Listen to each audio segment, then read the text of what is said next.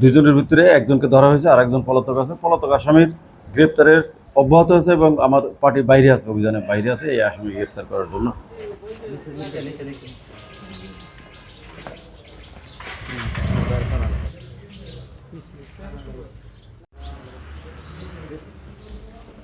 মাদক ব্যবসা করার জন্য ওসি স্যার আগে পিটাইলো দূরে, আমি মামলা বাদিয়ে মামলা দিলাম।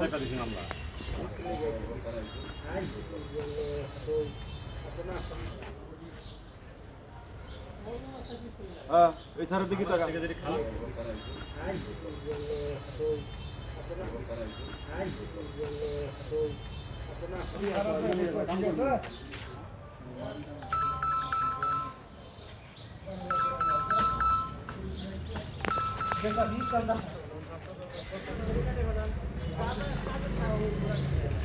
অভিযোগ পাওয়ার পরে পলাশ থানার মামলা নম্বর 12 তারিখ 16/6/2026 ধারা 9-3 নারী শিশু এটা রুজু হয়েছে এবং আসামি দুইজনের ভিতরে একজনকে ধরা হয়েছে, আর একজন পলাতক আছে। পলাতক আসামির গ্রেপ্তারের অব্যাহত আছে এবং আমার পার্টির বাইরে আছে, অভিযানের বাইরে আছে এই আসামি গ্রেপ্তার করার জন্য।